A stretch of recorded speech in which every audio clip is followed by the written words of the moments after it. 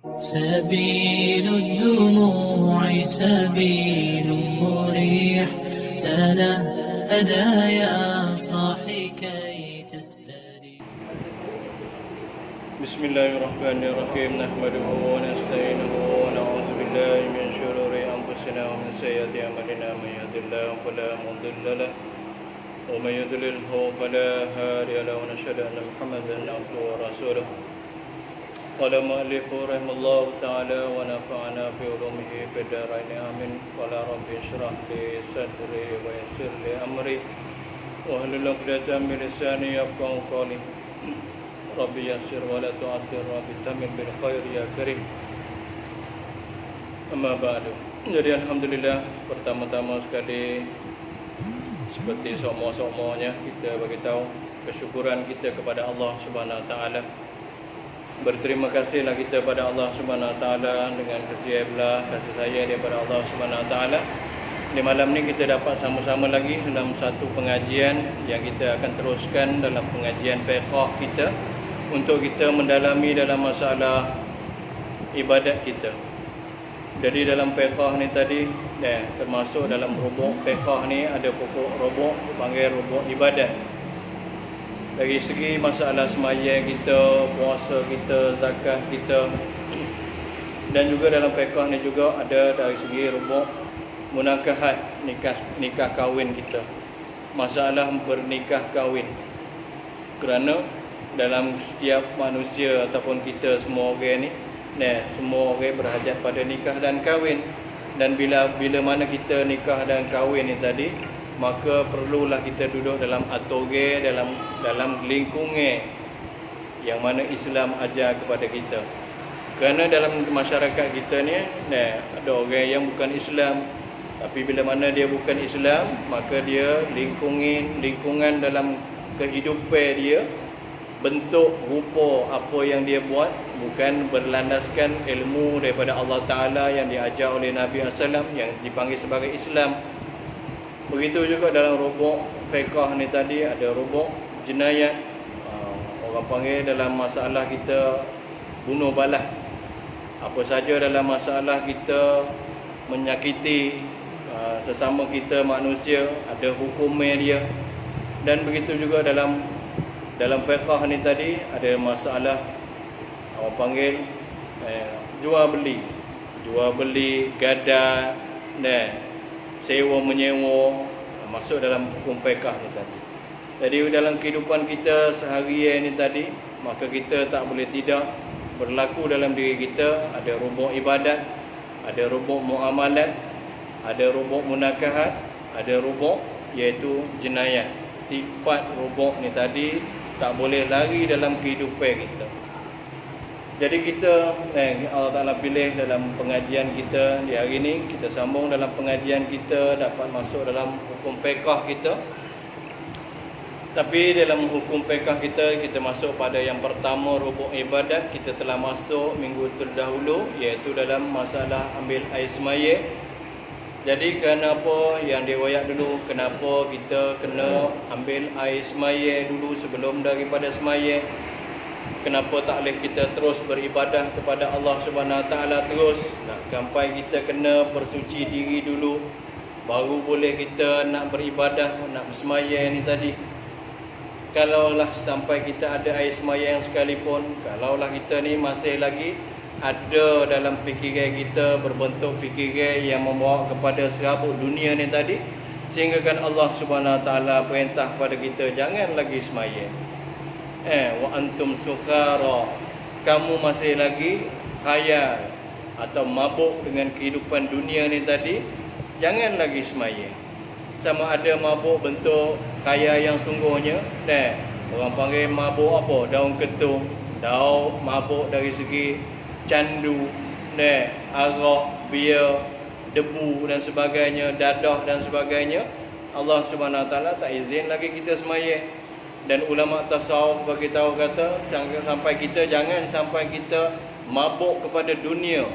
Fikiran kita serabut dengan dunia sekalipun, sampai kita boleh jadi cacut dalam masalah kita sembahyang. Bacaan kita pun kita tak dapat nak tumpu, tadabbur, tazallul, tafakkur dalam sembahyang kita tak boleh. Dan bila mana kita bertasbih dalam sembahyang, tasbih kita tadi cacuk. Ada yang bacaan dalam rukuk kita bawa pada sujud, dalam sujud kita bawa pada rukuk. Ketika kita qiyam pun biasanya terkadang-kadang di antara kita pun ada berlaku juga. Biasa bina lagu mana? Dalam baca Fatihah. Bila kita baca Fatihah, kita baca tahiyat. Dan ketika tahiyat, kita baca Fatihah. Orang patutnya at-tahiyyatul mubarakatuh, kita baca alhamdulillahirabbil alamin.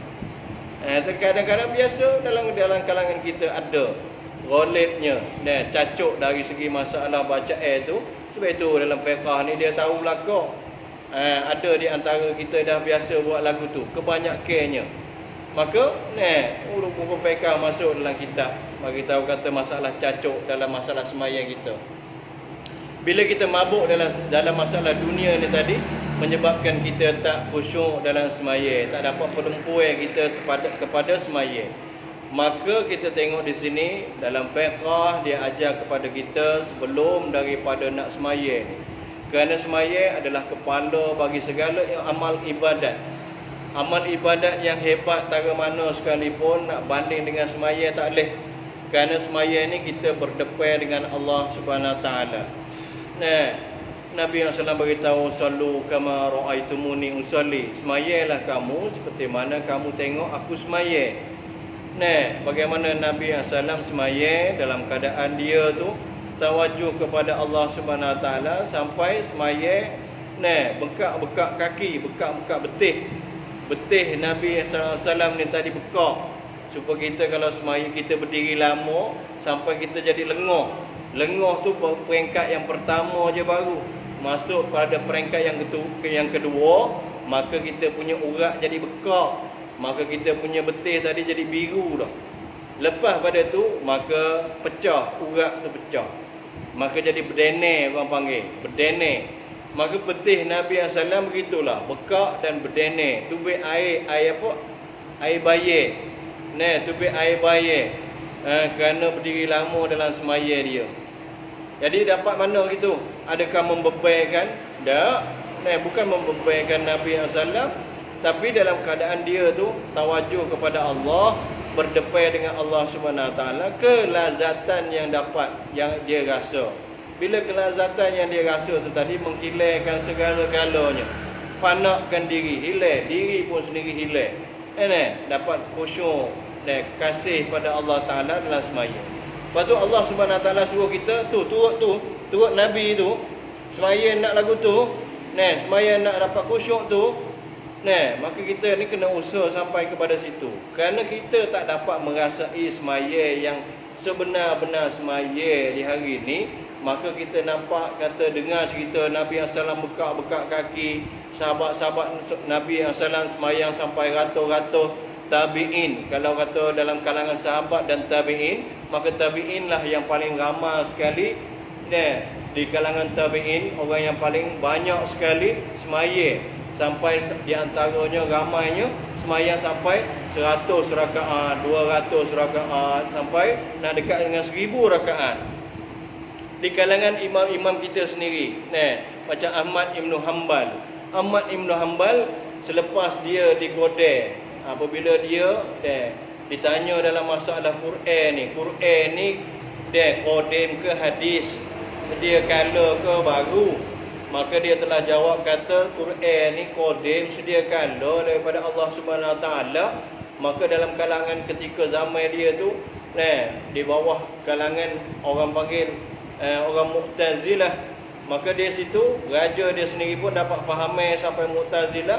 Akhirnya dia kena godeh lagi, gok lagi. Lepas pada tu maka dia sembahyang malam dia daripada 300 rakaat setiap malam, maka dia telah kurangkan jadi 150 rakaat. Kita sembahyang tarawih buat 20 rakaat pun mengeluh dah. Masyarakat kita sekarang ni kerana tak dapat kemanisan dalam sembahyang. Lepas tu bila mana kita dapat 20 ni rasa bebek, maka cari jalan lah. Nah, untuk kita dapat jadi sikit pula. Lapar lah kita buatnya. Nah, tempat kita ni banyak dah. Dah. Di mana? Ada sejik kita sendiri pun. Nah, tak sih dia buat 20. Nak buat apa? Buat lapar. Nah, kek kita, kek telubai ni pun. Nah, banyak dah buat lapar. Tak ada nak buat 20. Sebab itu kalau kita memandai ataupun kita kelih kepada orang-orang yang berjaya, iaitu orang terdahulu, orang dulu adalah orang yang berjaya, bukan orang lain ni. Orang lain ni orang kesok belaka. Jadi orang berjayanya orang dulu. Sebab itu Nabi SAW beritahu, apabila tanda-tanda kiamat akan datang, maka mu akan tengoklah banyak tanda-tanda yang Nabi SAW royak dalam hadis yang kita nak nyesa je. Apabila orang-orang akan mencaci maki orang terdahulu, itu menandakan kata hari kiamat telah hampir kepada kamu. Hari ni tengok, bila orang dulu-dulu buat mana? Orang dulu-dulu buat 20. Orang dulu kena tak reti ke? Lepas tu kita pun faham dari segi masalah hadis dan sebagainya, kita pun ambil hukum sendiri. Buat kata hukum, kita pakai lah weh. Orang-orang kita ni, kita buat lapar pada dah. Hadis ada dah, gini ada dah. Kita jadi pandai-pandai. Pandai-pandai kita dengan cara tak pandai kita. Situ dah. Jadi dalam semaya ni sebenarnya, bila kita dapat hakikat semaya, kita boleh minta dengan Allah direct. Orang panggil betul-betul minta pada Allah Ta'ala sendiri.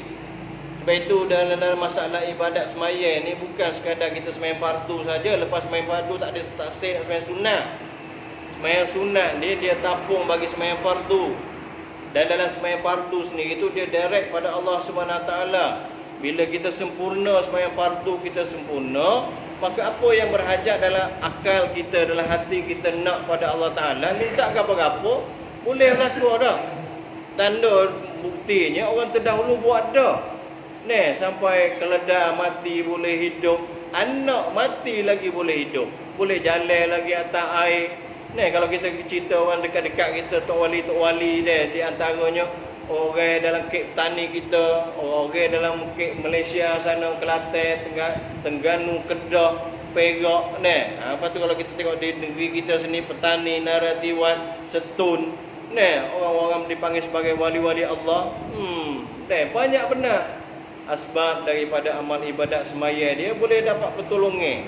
Allah Ta'ala dia tak zalim kepada kita, dia nak beri kepada kita, tapi betulkan amal ibadat. Jadi pendek katanya, dalam amal ibadat ni, bila bermulanya daripada istinja, basuh kecil berak, lepas tu dari segi masalah kita ambil air semaya, lepas tu barulah kita mendirikan semaya. Jadi yang lepas dah, kita masuk dalam pengajian kita yang lepas dah, masalah wuduk, dia cerita kena dahulukan wuduk sebelum daripada kita semaya. Kerana pembersihan diri itu adalah yang sepatutnya kita buat untuk kita berdepan dengan Allah Subhanahu Taala. Itu di antaranya yang diroyak minggu lepas. Hari ini kita masuk adapun sebab ditentukan itu pada segala anggota yang 4 pada wuduk. Bila kita cerita tentang wuduk, maka kita fahamlah ada benda-benda yang kita kena basuh. Apa dia? Pertamanya muka, keduanya tangan, ketiganya kepala, yang keempatnya kaki. Di antara 4 perkara ni tadi, 4 anggota yang kita kena basuh ni tadi, kepala mesti disapu. Kena kata masuk, iaitu sapu. Kepala dia kena sapu. Tak boleh kita nak cucur air. Kita masuk dalam tempat ambil air semayang, tempat kita di depan ni, tempat ambil air semayang kita. Kalau kita buka peli, kita ulurkan muka kita saja, rata daripada ujung telinga, anak telinga sampai kepada ubun-ubun apa ni kita punya tumbuh rambut ni tadi, sampai kepada ujung dagu kita ni tadi, kenakan air, maka memada dah. Begitu juga kepada tangan kita buka peli, air kita lalu kepada tangan kita ni tadi, meratai bawah-bawah kuku, celah-celah kuku. Tidak ada sisik ikan, tidak ada minyak jelebi, tidak ada bagai yang menyekatkan anggota kita daripada sampai air. Maka cicing yang kita pakai, kita goyang-goyangkan, kesokkan supaya masuk air di celah-celah cicing tu tadi. Maka merata air dengan sebab kita buka peli saja, maka tak apa dah. Tapi dalam masalah kepala, maka dia kena sapu. Tak boleh kita buka peli, ulur ke kepala kita ni kena air, kena air saja tak memadai. Melainkan kita kena sapu. Ambil air ke tangan, sapu kepada kepala kita, rambut kita. Kalau kepala goleng, kepala botak, maka botak tu lah kenakan. Nak di kepala, bukan nak di rambut. Lepas tu kaki tak apa. Buka peli, ulur kaki berang-berang. Tapi bila kita cek ataupun kita peksa, kita selidik, itu adalah amalan daripada Nabi tak? Bukan. Nabi SAW dia sapu. Dia meratakan air dengan tangan dia. Maka nakkan kita tempuh di belakang ni. Jadi bila kata kenapa ditentukan segala anggota yang 4 tu, ya kena. Tak ada kena benda yang lain, anggota lain kita kena basuh dalam masalah wuduk. Maka sebab disuruh membasuh dua tangan tu tadi dahulu daripada memasukkan ke dalam air, kerana hendak memelihara air. Mana kita nak basuh masuk dalam wuduk tu, kita kena basuh apa? Basuhkan tangan dulu. Basuh tangan lagu mana?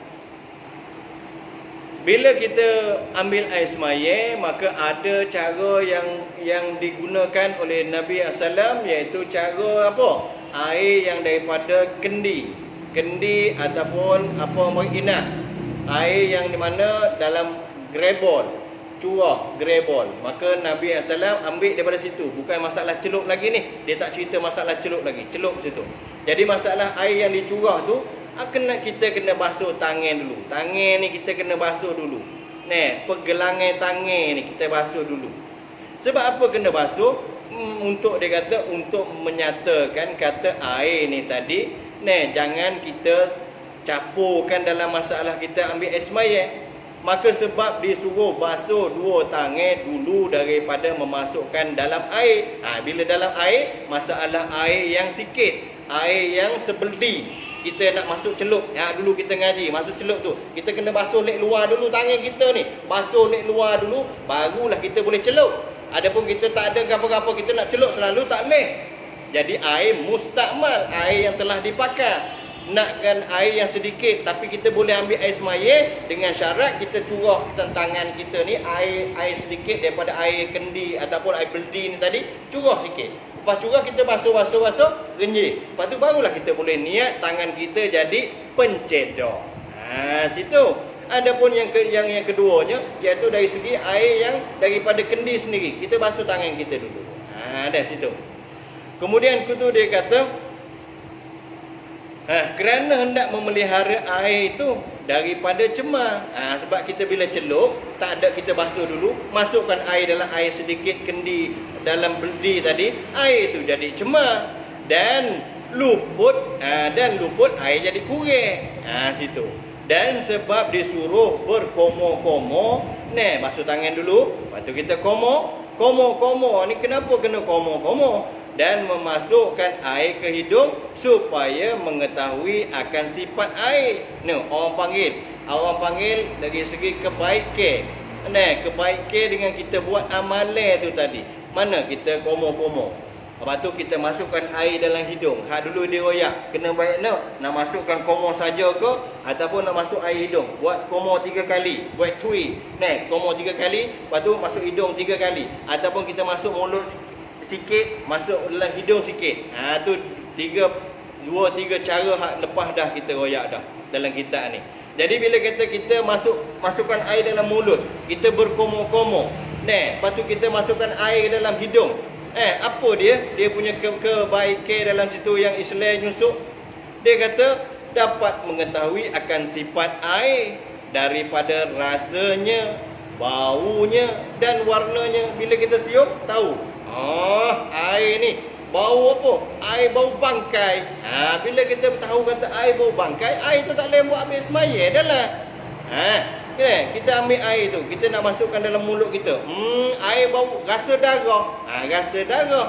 Ataupun kita tengok air cair merah. Mana kata air darah. Bila kita gunakan kaedah untuk masukkan mulut, masukkan dalam hidung, duanya, iaitu rasa kita boleh, lepas tu kita masuk dalam hidung, bau pun boleh. Lepas tu yang pertamanya iaitu kita nampak, tengok dengan mata, iaitu warna air tu tadi.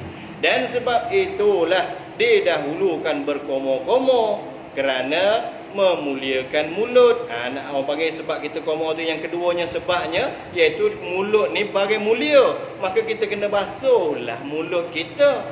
Dan sebab ditentukan membasuh muka kerana bahawasanya ia terlebih mulia daripada segala anggota manusia. Ni muka ni. Ni kerana mulianya anggota muka ni tadilah. Orang sekarang ni serabut dalam masalah muka. Hari ni dari segi keaiban, aib dari segi sifat kita tak molek. Perkara yang kita buat tak molek, maka kita malu. Muka kita ni malu, nak tubik rumah malu, nak berjumpa dengan orang malu kerana kita ada buat benda salah. Susuk muka ni, tak tubik rumah. Begitu juga kalau kita dari segi masalah cacat dan sebagainya, rupa kita tak molek, ada apa, tumbuh jerawat banyak ke apa, kita orang jatuh tak karai. Tapi kena apa tina ke, jonglah sebulan dalam rumah. Tak stay tubik daripada rumah kerana tumbik jerawat, jeragak dan sebagainya. Bosel dalam masalah tu, habis duit. Kerim tak kerim, nak berjangok dan sebagainya. Masalah muka ni, maka kemuliaan muka ni lah patutnya dijaga. Jaganya dengan air semaya. Baik tu kalau kita tengok tarikh orang-orang zaman dulu, muka orang ni dapat berseri, dapat berseri nur cahaya tubik daripada muka dengan banyaknya ambil air semaya. Kita tengok orang-orang tina-tina yang solehah, muka dia berseri, tidak ada jagat, tidak ada jerawat. Dengan sebab dia basuh sama.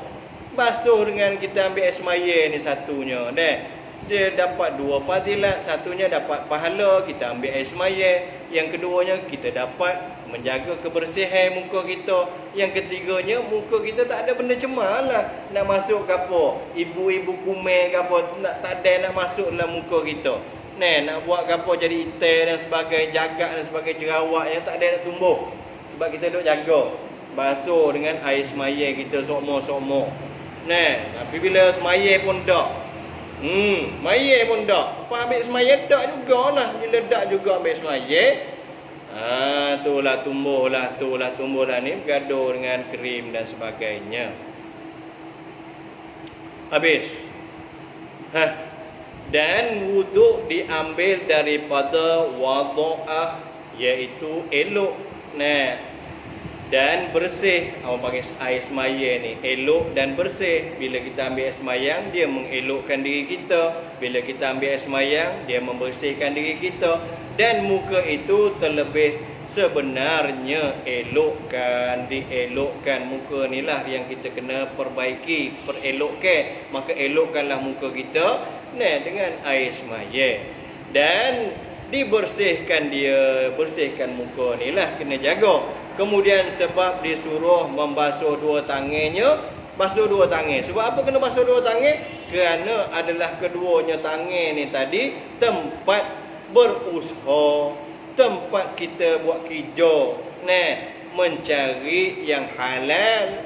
Itu bagi orang yang cari halal. Dan yang haram bagi orang yang nak buat perkara yang haram. Kerja buat dia, tangan dia. Kalau dia bekerja dengan tangan dia, motong ke, bertukar ke, necang ke, ikutlah apa-apa yang menggunakan tangan, hasilnya halal.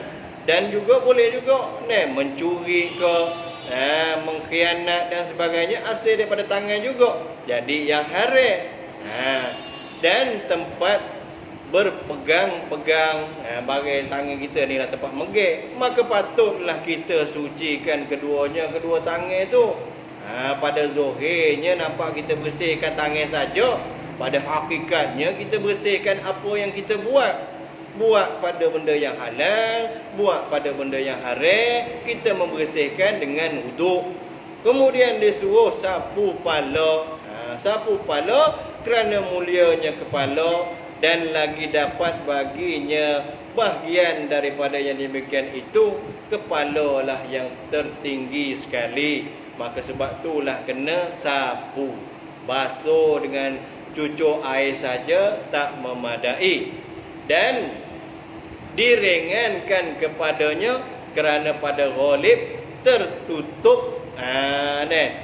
Kepala ni dalam segi syariat kita, Imam Syafi'i kita baca dah dulu, 3 helai rambut memada dah. Yang duk di kek kepala. Kek kepala. Erek rambut sampai kek sini turun ni, maka di sini orang kata rambut kita ni orang panggil kek kepala lagi. Bila sampai lebih panjang bawah ni tadi, orang panggil dah lepas kek kepala. Sebab itu bagi orang Tino, kalau dia nak ambil air semaya, dia buka kelubung dia sikit. Kalau di rumah tak apalah lepas kelubung. Kalau dia masuk sejik ke, maka dia takut orang nampak muka dia, orang nampak aurat dia, dia buka kelubung sikit, maka dia basuh atas ni tak apa. Adapun dia nak ambil kelubung, rambut dia panjang lepas lek belakang ni atau lepas lek depan, dia kalau pakai kelubung, dia buka sini, sapu sini saja, tak memada. Sebab dia dah lepas kek kepala. Kek kepala ni kek ni, dagu ni kek ni orang panggil. Ni kek kepala. Di atas ni orang panggil kek kepala. Bawah pada ni tak kira kek kepala dah. Basuh sini tak sah air semaya dia. Maka kita ni orang jantan tak apalah, rambut pandak, maka kita basuh di atas kepala ni boleh. Ataupun rambut ni belakang ni, kalau kita pakai serban ni, di belakang ni pun boleh. Pakai serban pula, dia ada cara pula. Ambil air semayang sapu atas serban saja pun tak apa dah. Itu lagi akan datang, akan dia royak kepada kita. Tapi nak royaknya kek kepala. Rambut dalam kek kepala. Syafi'i kita 3 helai rambut tak apa dah. Sebab itu dia kata direngekan. Padanya masalah sapu. Kerana pada ghalibnya tertutuplah kepala. Yakni tertutupnya dengan umpama kupiah. Kita pakai kupiah belakang ni pakai kupiah. Dan serban, supaya kita pakai ni pakai serban, maka tertutup ni tadi, maka direngekan. Ambil celah sikit-sikit ni saja tak apa dah, kita basuh. Kita nak belakang ni pun tak apa dah. Ataupun basuh pada serban tak apa dah. Kemudian maka disuruh menyapu 2 telinga. Sapu 2 telinga kerana adalah kedua telinga tu daripada kepala juga. Telinga ni kek kepala. Atas satu kaul, satu pendapat, telinga ni dia kek kepala. Orang panggil kek kepala. Atau ada daripada mukanya, atau atas kaul yang lain. Yang ni satu pendapat pula, dia kata lek belakang telinga ni, ni semua kek muka. Maka kalau sapu air sembahyang masuk kena cuping-cuping telinga ni dikenakan. Tapi di sini ada khilaf, Sebab ni khilaf sat ni kek kepala ke kek muka. Bila kata kek muka ke kek kepala ni, Imam Syafi'i kita kata padan dengan basuh anak telinga ni saja. Tak apa dah. Kena sikit di anak telinga ni memada dah. Orang panggil keluar daripada khilaf. Lari sikit ya, kena pada anak telinga ni memada dah. Kalau kita nak sapu kepada telinga ni pun tak apa. Orang panggil khilaful aula. Kita masuk perhabis. Mana kata orang panggil khilaf ni, kita perhabis lalu. Selamatkan diri kita. Dan kerana adalah keduanya, telinga ni tadi, muka ni tadi, tempat diam yang terlebih mulia. Duduk situ. Daripada segala khawasyih manusia, iaitu dapat mendengar yang mendapat dengan dia telinga ni tadi. Daripada jihad yang 6. Telinga, mata, mulut, hidung, tangan, kaki, kemaluan, perut. Di antaranya. Dan tiada farak antara keduanya. Kata lek dalam kek kepala, dalam kek muka, tak ada masalah. Dan sebab disuruh membasuh 2 kaki. Kenapa kena basuh 2 kaki? Ni orang panggil kenapa kena tahu Kenapa kena tahu benda-benda ni? Kita ni orang panggil kita dalam masalah fiqh, masalah hukum, hakam agama kita ni kita kena tahu. Jangan sampai kita duk buat gapo turut orang saja. Nah, kenapa bila orang tanya kenapa kena basuh muka? Kenapa kena komo? Anak kita, contoh kata anak kita, paling sikitnya anak kita. Yah, nak tanya sikit. Kenapa ambil semaya kena komo? Nak jawab tak pandai. Nah, sepatutnya benda-benda ni benda fardu ain. Kita kena tahu. Kena ajar anak kita, nak ajar anak kita tak tahu. Lepas tu pergi ngaji tak say. Ngaji tak say. Lah ni orang tak say dengan mengaji dah. Tak say dengar orang mengajar. Mana-mana baik tu berlaku dah lah ni. Jadi ada masalah dua kaki ni kenapa kena basuh? Kerana bahawasanya adalah keduanya kaki tu pula tempat pergi datang, pergi mari. Pergi sejik, kelik sejik. Tak apalah kalau pergi sejik, pergi karaoke, kaki tu juga. Pergi karaoke, kelik karaoke. Kaki tu juga pergi mari, tempat pergi mari dah. Istimewa pula berjalan dengan keduanya kaki kepada tempat yang tiada patut pada syarak. Maka munasabahlah disucikan kedua kaki. Tu di antaranya masalah apa patut kita buat, apa patut kita tahu dalam masalah basuh tadi tu. Berkomo-komo gapo dia? Kenapa sebabnya? Jadi di sini kalau kita ikut sunnah Nabi sallallahu alaihi wasallam yang dinakal daripada hadis-hadis Nabi sallallahu Nabi SAW ketika dia nak berkomo pun dia ada doa-doa dia. Komo, masuk air ke hidung, basuh muka, basuh tangan sebelum ambil semaya tu tadi. Basuh muka ketika semaya, basuh tangan, basuh kepala, basuh telinga, basuh kaki. Maka ada doa-doa yang Nabi SAW ajar kepada kita supaya kita dapat turut Nabi SAW. Nak masuk pada semaya ni. Abu Dawud kata masuk pada semaya. Semaya ni tadi dapat kualiti. Orang panggil dapat penapak dia. Harga dia akan dapat bila mula daripada istinja. Lepas tu wuduk. Wuduk ni tadi. Maka kalau kita betul-betul turut Nabi SAW, baca adab-adab dalam mengambil wuduk tadi kita jaga, maka kesannya dalam semaya ni lah kita akan dapat. Lah ni sebab itu Allah SWT bagi tahu sendiri, wailul lil musallin. Neraka wail bagi orang semaya. Dia semaya juga tapi dicadangkan neraka untuk dia. Allazina hum fi solatihim sahun, allazina hum yura'un wa yamna'un al-ma'un. Dalam semaya dia ada apa? Lalai. Semaya buat apa? Nak tunjuk kat orang. Lalai ke apa? Lalai tu nak tunjuk kat orang. Sifat dalam semaya tu mari hek daripada wuduk kita ni tadi. Sampai diriwayat kita dulu masalah kita ambil air yang apa? Yang mubah, yang makruh, yang haram, yang air kita ambil tu tadi. Supaya kita ni orang panggil ambil air di masjid, di balasah tempat kita semaya ni. Bila kita buka air peli besar-besar bro itu, tu jadi hukumnya makruh pasal dia air sabil. Air sabilillah. Orang panggil air yang jadi barang tengah, yang diwakafkan untuk Allah Subhanahu Wa Taala. Kita gunakan dia tak kena cara dengan ajar oleh Nabi SAW membawa kepada semayang kita ghaflah. Semayang kita tidak ada kemanisan dalam semayang. Lepas tu kita basuh banyak-banyak berdoa. Anggota 1, 2, 3 tu tadi kita basuh dengan banyak, air gunakan banyak. Maka bawa kepada membazir. Inna membazirin ikhwanu syayatin. Membazir itu adalah sahabat ataupun saing gapak pada syaitan. Bila syaitan jadi saing kita, dah maya mari lalulah. Bisik-bisik di hati kita, cocok-cocok di hati kita, kecek-kecek di telinga kita, lalailah kita. Tu wailul lil musallin. Jadi di sini kalau kita tengok Nabi SAW, bila Nabi SAW nak ambil air semaya, dia tak ada royak sini dah. Jadi Nabi SAW akan bersugi. Siwak, sugi dulu.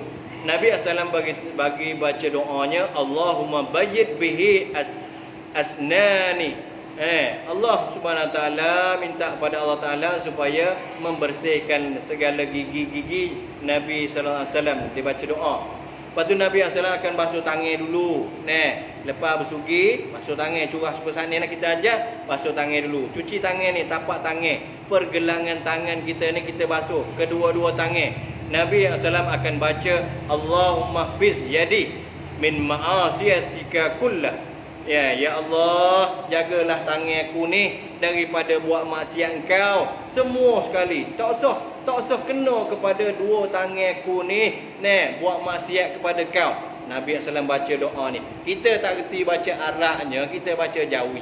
Bahasa Melayu kita. Lepas tu Nabi SAW akan berkomo-komo.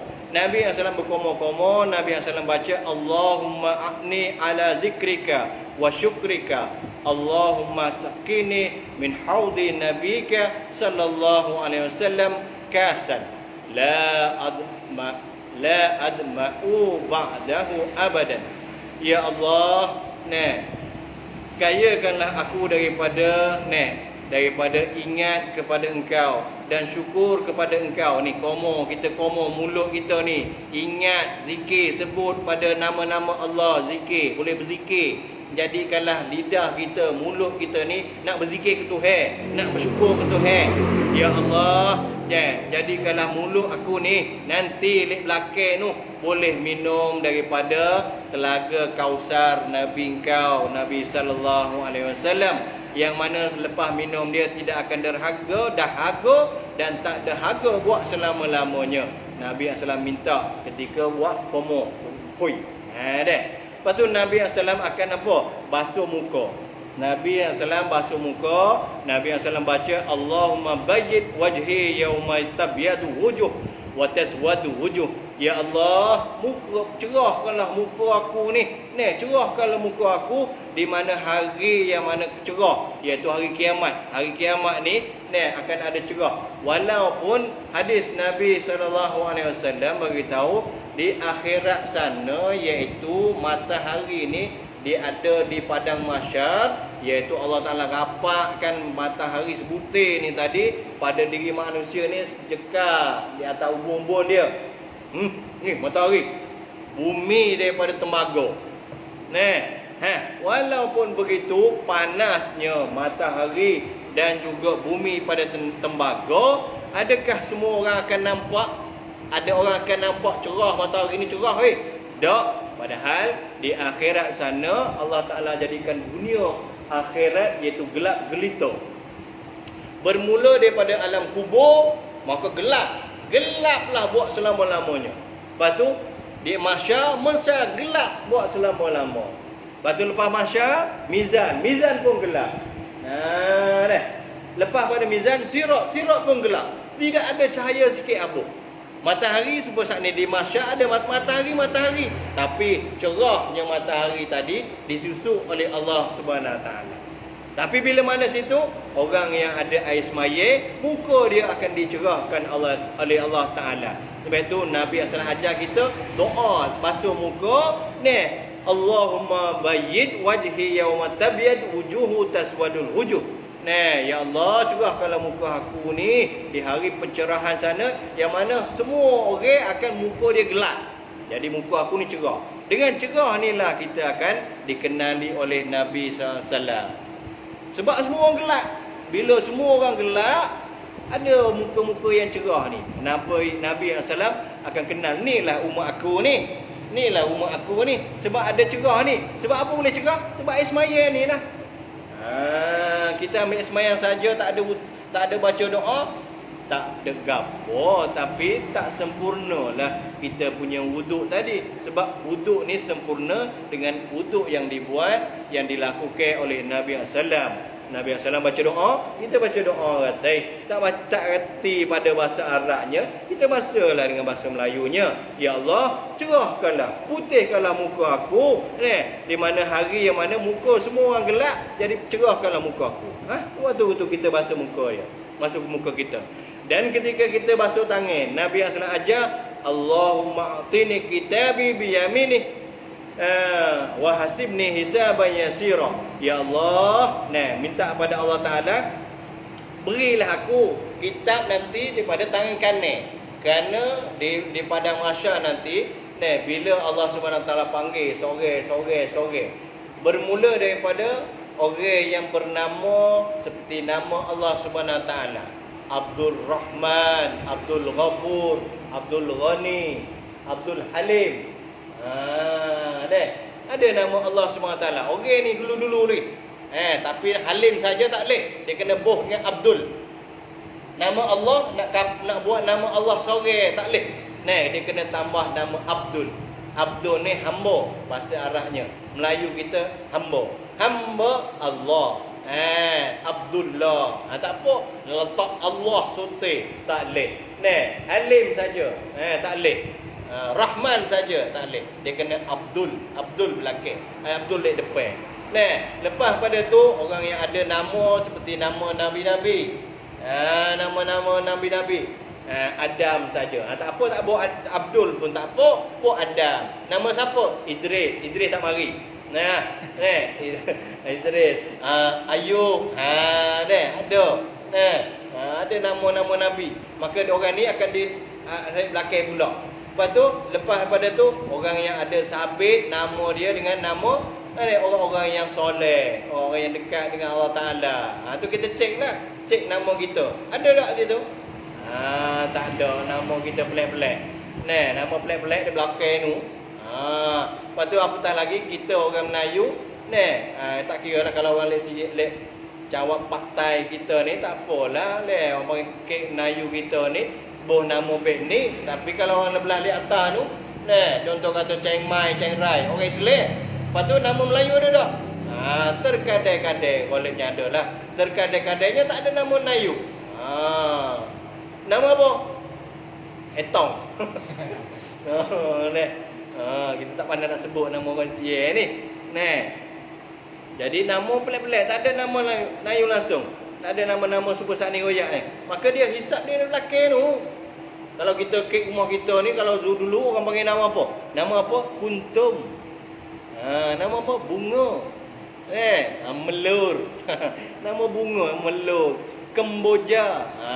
Nama. Dia belakang-belakang esok lah. Sebab apa? Sebab ayah dan ibu tak padu pada agama, tak tahu nak letak nama anak. Lepas tu lah ni, letak nama anak pelik-pelik. Kapur antara nama ayah dengan nama mek. Nama ayah dengan nama mek, buat dua ni tu baik nama anak. Orang pakai plan, orang pakai fikir sendiri tu. Tak pada fikir untuk akhirat, fikir sekarang ni, fikir dunia ni. Nak beri sedap nama anak panjang. Padahal ni yang Allah Subhanahu Taala ajar melalui lidah Nabi sallallahu alaihi wasallam, boleh nama anak dengan nama-nama yang elok. Lepas tu minta Nabi SAW minta supaya bila mana kita dah dihisapkan oleh Allah Subhanahu Taala ni tadi, nama kita naik dah, maka kita ni akan ditanya. Lepas bila ditanya di soal siasat, padang skrin Allah Taala buat. Umur kita 15 tahun, kita buat gapo belakang orang, depan orang, dalam bilik, tempat sembunyi, tempat orang ramai. Tengok habis. Hidup kita berapa tahun? 70 tahun. 70 tahun tu. Sebab itu duduk di padang mahsyar ni 50,000 tahun. Sore-sore dalam 50,000 tahun tu Allah Taala buat dah, cerita dah kata dalam hisap untuk padang mahsyar ni 50,000 tahun. Hisap sore-sore daripada Nabi Adam sampai kepada orang yang berakhir, kepada akhir zaman tu sore-sore tu. 70 tahun. Tunggu. Kita tunggu di bawah ni tunggu. Sore sampai dah 70 tahun. Naik pula orang lain. Ni 100 tahun. Malah tunggu. Tapi dia kena tunggu. Dia kena sudah ya dulu. Lepas tu Allah Ta'ala nak serok masa dan sebagainya. Itu terpulang pada Allah. Sebab serok masa ni kita tengok dalam sejarah. Serok masa ni boleh. Mana Allah Ta'ala buat? Waktu Isra Mi'raj, orang atas dunia ni, semaya, Isya, lepas tu subuh. Isya dengan subuh. Lebih kurang dalam 13 jam, 14 jam kita tidur tu Tidur, lepas Isya tidur, bangun subuh. Tapi Nabi SAW daripada Masjid Aqsa, daripada Masjid Aqsa, langit pertama, langit kedua, langit ketiga sampai Sidratul Muntaha, arasy Allah Subhanahu Wa Taala turun pula pada masjid. Maka dalam masa yang panjang Nabi sampai masuk syurga, masuk neraka lagi. Jumpa setiap orang nabi-nabi lagi. Lepas tu dalam satu langit ada cerita dia pula panjang lebarnya. Ulama kata nak cerita Mi'raj Mi'raj ni 7 hari 7 malam pun tak habis lagi. Kerana panjang perjalanan Nabi SAW. Tapi Nabi SAW buat, Allah Ta'ala buat ceritanya Isya sampai subuh. Jadi mana kata Allah Ta'ala buat masa berbeza dunia dan juga alam akhirat sana. Kerana akhirat naik di atas langit sana, dia pasal apa? Masa ni dia berlaku bila mana? Bila ada matahari. Matahari dan bulan. Matahari dan bulan ni lah yang menjalankan masa kita. Contoh kata kita kata 2 hari apa? 24 jam ni. Sebab ada matahari ni lah. Matahari ni ada maka kita tahu. Pukul berapa. Malam bulan ada. Tak ada bulan ada bintang. Sebab itu bila mana Allah Subhanahu Wa Taala nak berlakukan kiamat, telah mari Dajjal mari, matahari naik lek barat, tumbuh lek timur, turun lek barat, lepas tu dia naik mana? Tu naik lek barat, naik lek barat. Apabila naik lek barat tu dah tak ada apa-apa. Itu taubat katuk dah. Situ. Bila masuk situ, bila Dajjal mari tu nanti tengok, Dajjal mari dalam hadis Nabi SAW bagi tahu kata 40. Nabi SAW bagi tahu, aku sendiri tak tahu 40 hari ke 40 tahun ke, aku sendiri pun tak tahu. Tapi 40. Bila kata 40, ada ulama kata satu hari yang pertama dalam masa panjang setahun. Satu hari dalam masa setahun. Panjang masa setahun. Dalam keadaan kita buat. Pas sahabat tanya ketika tu nak buat lagu mana? Macam mana kita nak semayang? Nabi SAW bagi tahu gamak masa. Sebab itu kita dah ni, kita dibuat oleh Allah SWT, kita boleh berasa. Kalau kita tidur contoh kata Isya tadi kita tidur. Contoh kata kita tidur lewat dah. Pukul 12 dah kita tidur.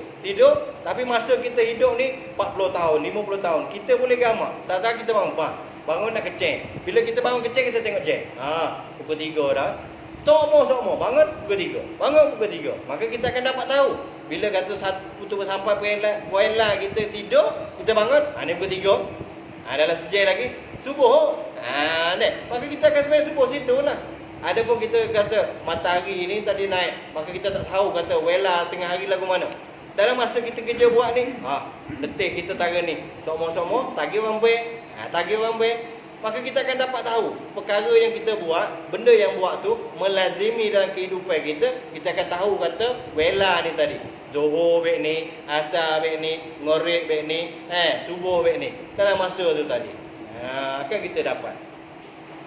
Kemudian kata bila masa kita ni membasuh tangan ni tadi, ada tangan kanan dan ada tangan kiri. Bila Nabi SAW ajar basuh tangan kanan dengan baca doa ni tadi, maka dengan sebab tu insya-Allah kita akan dapat buku catatan daripada tangan kanan. Bila kita ni tadi dihisap oleh Allah Subhanahu Wa Taala dan akan dibawa mari lembaga kita punya kitab tadi seperti apa? Ujung langit sampai ujung langit, timur dan barat, besar dia tadi. Lepas tu ada 99 keping buku amalan kita tadi.